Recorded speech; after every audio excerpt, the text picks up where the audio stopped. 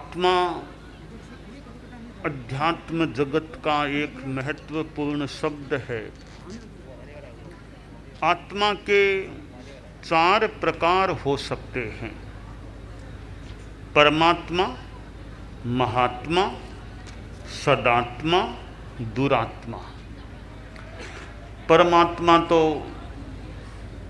सिद्ध भगवान जो मोक्ष में विराजमान आत्माएं हैं, परम अवस्था को प्राप्त हो गई हैं, वे परमात्मा हैं। अरहतों को भी एक अपेक्षा से परमात्मा कहें तो संभवतः कह सकते हैं। मुख्यतया हम सिद्धों को परमात्मा मान लें। दूसरी आत्मा है महात्मा।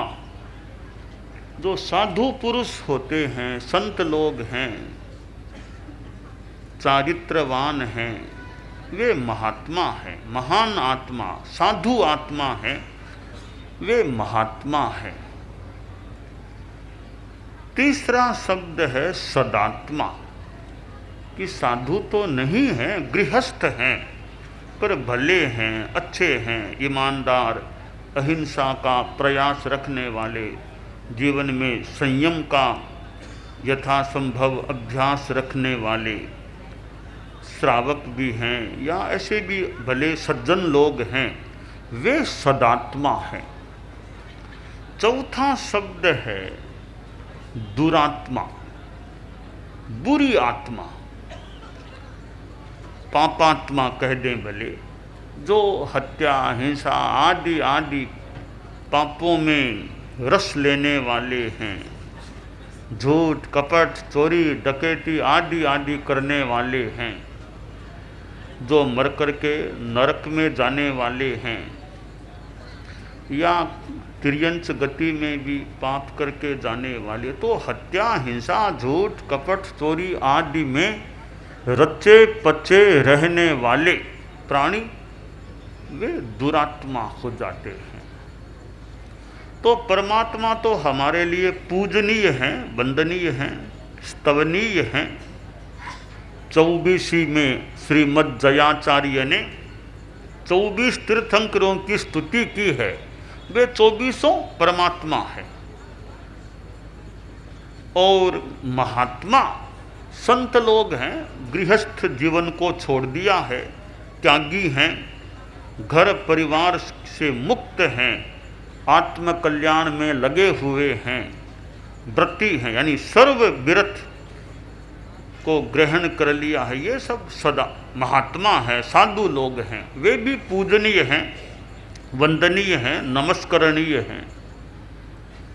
और सदात्मा आप लोग जो गृहस्थ, आप में जो श्रावक हैं, या ऐसे भी सज्जन लोग हैं, भले आदमी हैं, अच्छे हैं, और मन में अच्छी भावना रखने वाले, सद्भावना रखने वाले, नैतिकता का आचरण करने का प्रयास रखने वाले, नशा मुक्त, संयम भी कुछ जीवन में हैं, ऐसे लोग आप में जो गृहस्थों में हैं, वे सदात्मा होते हैं। अनुव्रत जीवन में अच्छी तरह आ गया तो आशा करे सदात्मा बन गया। गुरुदेव तुलसी ने जो अनुव्रत का कार्य आगे बढ़ाया, और उन्होंने कहा भी विद्यार्थी हो, शिक्षक हो, मजदूर हो, मूल आदमी अच्छा बने। उन्होंने अनुव्रत गीत में जो कहा गया है, विद्यार्थी या शिक्षक हो, मजदूर और व्यापारी, नर हो नारी बने नीतिमय जीवन चर्या, कथनी करनी की समानता, कथनी करनी की समानता में गतिशील चरण हो, संयममय नैतिकता की सुर सरिता में जन जन मन पावन हो, संयममय जीवन। तो जो गृहस्थ संयम का जीवन जीने वाले, एक सीमा तक संयम है, सादगी है, भले आदमी हैं, वे आप लोगों में जो ऐसे गृहस्थों में हैं वे सदात्मा हैं। तो अब दुरात्मा है वो कोई भी न बने।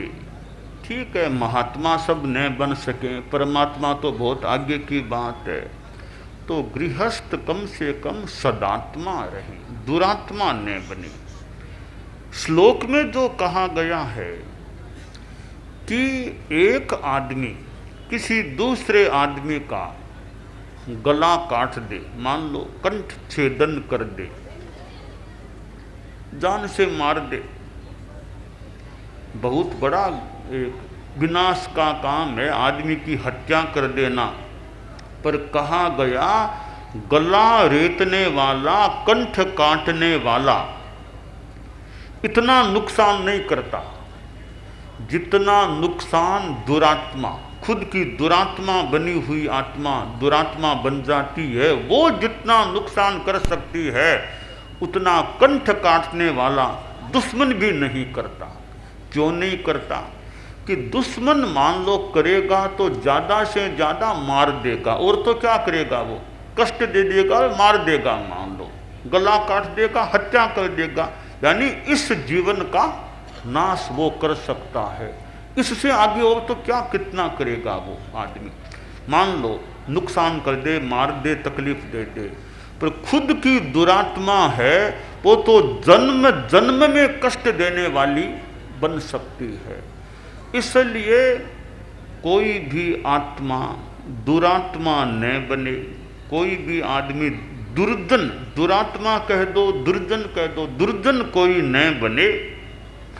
कि अनुव्रत जैसे नियम जीवन में हो, सदाचार सद्विचार, आदमी के विचार अच्छे हों, सद्विचार और सदाचार, आचार अच्छा हो तो आदमी सदात्मा रह सकता है। तो यह मानव जीवन हमें प्राप्त है, इसका हम साधु हैं वे तो साधना में उपयोग करें ही करें, गृहस्थ हैं वे भी जितना संभव हो सके इस मानव जीवन का आध्यात्मिक लाभ उठाने का प्रयास करें। कि मानव जीवन अभी तो मिला हुआ है, अब बाद में कब क्या मिलेगा, बाद की बात बाद की रह गई, वर्तमान में तो मिला हुआ है। एक बार खो दिया, बाद में वापस कब क्या मिले क्या पता है। तो इस मानव जीवन का आत्मा के कल्याण की दृष्टि से हमें बढ़िया उपयोग करना चाहिए। गृहस्थ हैं भी मैं धर्म की दृष्टि से क्या करता हूँ, कर्तव्यो धर्म संचय है, अध्रुवाणि शरीराणि विभवो नैव शाश्वत है, नित्यम सन्निहितो मृत्यु कर्तव्यो धर्म संचय है। शरीर अध्रुव हैं, अशाश्वत हैं, विनाश धर्मा हैं। विभव यह संपत्ति, धन संपत्ति है, वो भी शाश्वत नहीं है, और मृत्यु तो निकट निकट निकट आती जा रही है। तो करना क्या चाहिए कि शरीर तुम्हारा नश्वर है, धन संपत्ति भी सदा तुम्हारे पास नहीं रहेगी, मृत्यु निकट आ रही है, तो करना यह चाहिए धर्म का संचय। धर्म का संचय करें, धर्म करो, अध्यात्म की साधना करो, वो आगे भी धर्म का संचय काम आ सकेगा।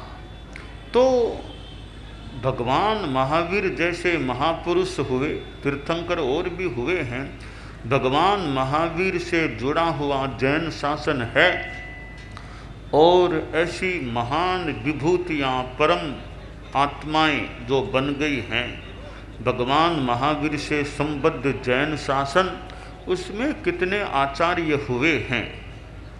और हमारे परम पूजनीय भिक्षु स्वामी जो श्वेतांबर परंपरा में हुए और हम उनके पंथ में चल रहे हैं, उनके पंथ से स्पृष्ट हैं, जुड़े हुए हैं।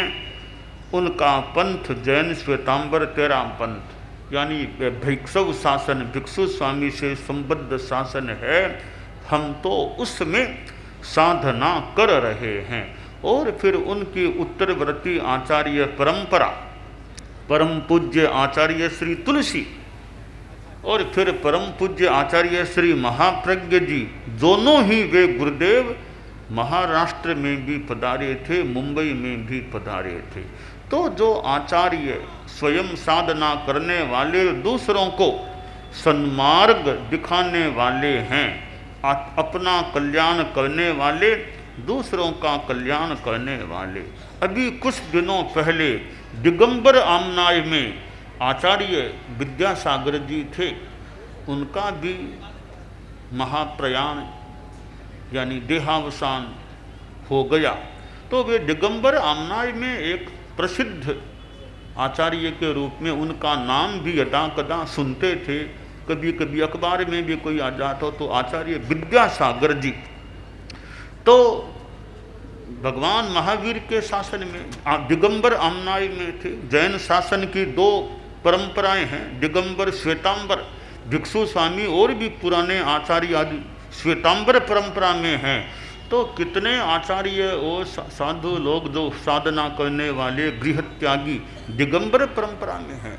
तो आचार्य विद्यासागर जी का कुछ दिनों पहले एक महाप्रयाण, जो महाप्रस्थान हो गया, एक जैन शासन के एक इन वर्षों में, इस शताब्दी में, 21वीं शताब्दी में थोड़े ख्यातनामा व्यक्ति हमें लगे। तो 80 वर्ष भी पूरे उनको नहीं आए थे, 8वें दशक में थे, लगभग 78 वर्ष की उम्र रही होगी और काल धर्म को प्राप्त हो गए। तो उनकी आत्मा के प्रति भी हमारी मंगल कामना है कि उनकी आत्मा परमात्मा पद की तरफ, परमात्मा पद को पाने की दिशा में गति करे। और उनके जो उत्तरवर्ती हैं, उनके अनुयायी हैं, वे भी खूब अध्यात्म धर्म की आराधना, प्रचार प्रसार करने का प्रयास करते रहें। तो यह मानव जीवन जो हमें उपलब्ध है, उसका हम बढ़िया उपयोग करें। तो हमारे जैन श्वेतांबर 13 पंथ की परंपरा में आचार्य श्री तुलसी ने यह अनुव्रत का कार्य आगे बढ़ाया, अनुव्रत आंदोलन चलाया। आचार्य श्री महाप्रज्ञ जी ये प्रेक्षा ध्यान का प्रयोग कराते थे, शिविर भी लेते थे। तो हम साधना के द्वारा, नियम त्याग संकल्प के द्वारा अपनी आत्मा को भावित करने का प्रयास करें। हमारा बृहत्तर मुंबई में ये अच्छा लंबा कई महीनों का चतुर्मास भी अपने आप में 5 महीनों का था और फिर शेष काल में भी भ्रमण प्रवास हुआ। तो यह लंबा प्रवास बृहत्तर मुंबई में हमारा रहा और करते करते चलते चलते अब पनवेल आ गए हैं, चलते चलते पनवेल आ गए हैं। और पनवेल के बाद तो कोंकण एरिया, ये पुनार, कितने कितने औरंगाबाद, जालना आदि आदि क्षेत्र, फिर यह खानदेश यथासंभव, या फिर आगे सूरत चतुर्मास की दृष्टि से हमारे सामने है। मुंबई से सूरत यूँ तो फासला इतना नहीं है, पर हमारे लिए थोड़ा रूट लंबा है। तो आखिर जाकर चतुर्मास के लिए सूरत पहुंचना यथासंभवतया निर्धारित है। तो बृहत्तर मुंबई में यह चतुर्मास भी हो गया और मर्यादा महोत्सव भी हो गया और यों भ्रमण भी हो गया। और अब यों विदाई की स्थिति तैयारी है। अब मुंबई से विदाई लेना है और आगे बढ़ना है। तो बृहत्तर मुंबई में इतना बड़ा श्रावक समाज हमारा, जगह जगह श्रावक लोग, उपनगरों में कितने कितने परिवार रहते हैं, इतना बड़ा महानगर है। तो आचार्य श्री तुलसी पधारे थे और गुरुदेव तुलसी के बाद कुछ लंबे अरसे के बाद मान लें आचार्य श्री महाप्रज्ञ जी पधारे थे। उनका भी कई महीनों का प्रवास गुरुदेव का हुआ। मैं भी यूँ साथ में ही था और पनवेल उगण तो मैं अलग से भी गुरुदेव की दृष्टि से या इंगित प्राप्त करके आया था। तो आचार्य श्री महाप्रज्ञ जी के बाद में हमारा फिर बृहत्तर मुंबई में आना हुआ और चतुर्मास मर्यादा महोत्सव का कार्य और एक अच्छा लंबा प्रवास हुआ।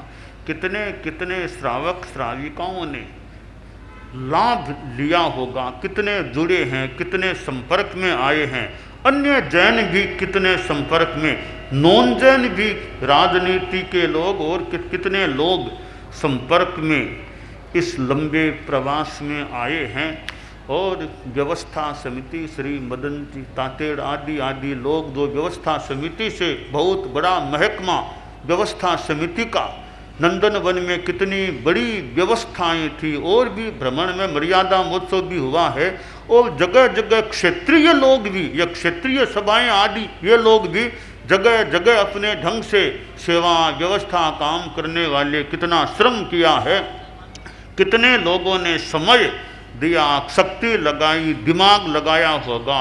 इतना लंबा प्रवास, तो हमारा यह सारा प्रवास अब संपन्नता की ओर है और व्यवस्था समिति के इतने इतने कार्यकर्ता जुड़े हुए। फिर लोकल उपनगरों आदि में भी वहाँ के लोगों ने अपने ढंग से खूब सेवा करने का, व्यवस्था करने का, लाभ लेने का, प्रोग्राम करने का, जो उनसे मानो हो सकता था, मानो कितना उन्होंने भी लोकल और केंद्रीय ये व्यवस्था समिति। तो इतना लंबा प्रवास, हमारे इतने साधु साधियाँ, साध्वी प्रमुखा जी, साध्वी वरियार, इतना बड़ा साध्वी समुदाय चतुर्मास में भीड़ और भी शेष काल में भीड़ रहे। और इधर हमारे मुख्य मुनि आदि इतने संत लोग भी, संतों का भी अच्छा एक हमारी संख्या, तो इतने संतों का शेष काल में और आ गए, कोई चले गए, कोई आ गए, ऐसे क्रम संतों का भी रहा। समणियाँ भी चतुर्मास में मुमुक्षु, इस बार मर्यादा महोत्सव में तो एक ही बिल्डिंग में साध्वियाँ भी आ गई, समणियाँ भी आ गई, मुमुक्षु भैया भी आ गई। ऐसा संभवतः कम मौका आता होगा मर्यादा महोत्सव में, वरना अनेक मकानों में साध्वियों को, अनेक मकानों में कई बार रहना होता है, अनेक मकान। इस बार तो एक मकान में साध्वियाँ ही नहीं, समणियाँ भी आ गई, मुमुक्षु भैया भी आ गई। एक कर्नाटक भवन में इतनों का समावेश हो गया। ऐसा संभवतः कम काम पड़ता होगा कि मर्यादा महोत्सव में एक बिल्डिंग में इतने समाविष्ट हो जाएं। प्रवासी में वहाँ एक बिल्डिंग में हम लोग भारतीय विद्या भवन में थे, साध्वी प्रमुखा जी आदि कर्नाटक भवन में, और मकान भी देख रखा था उत्तराखंड, वो उत्तराखंड को काम नहीं लेना पड़ा, एक कर्नाटक में काम हो गया। तो इतनी सारी व्यवस्थाएं हैं। तो व्यवस्था समिति और कार्यकर्ता और कितनी कितनी संस्थाओं के लोग अपने ढंग से जो भी जैसे भी संपृक्त रहे हैं, तो इतना मौका मिला, लाभ मिला। और बहुत एक इतनी बड़ी चतुर्मास का स्थान, पहले क्या आपने सोचा था और क्या हो गया, सोचा आपने क्या था, हो गया क्या, तो ऐसा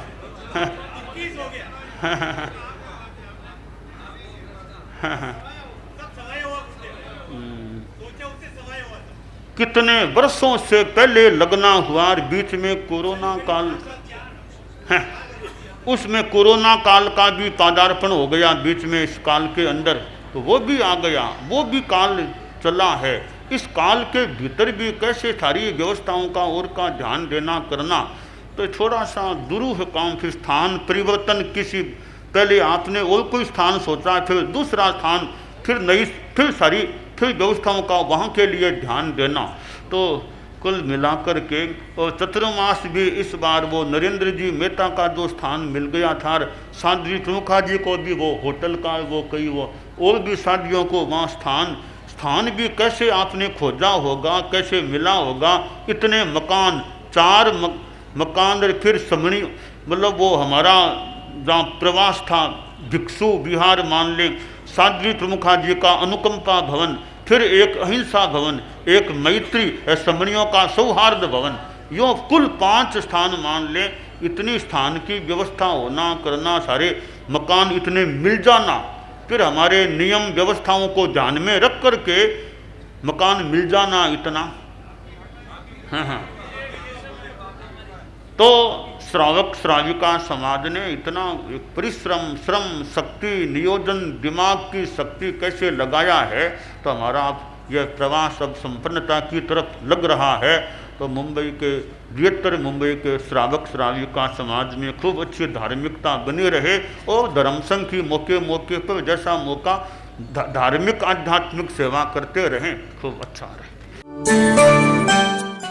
एकाग्रता, तन्मयता, अपने आप को मंगलमय अनुभव करते हुए नमो अरहंताणम, नमो सिद्धाणम, नमो आयरियाणम, नमो उवज्झायाणम, नमो लोए सब्बसाहूणम,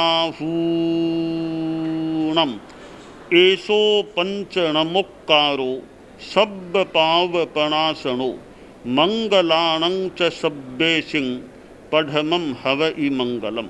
चत्तारि मंगलम, अरहंता मंगलम, सिद्धा मंगलम, साहू मंगलम, केवलिपन्नत्तो धम्मो मंगलम।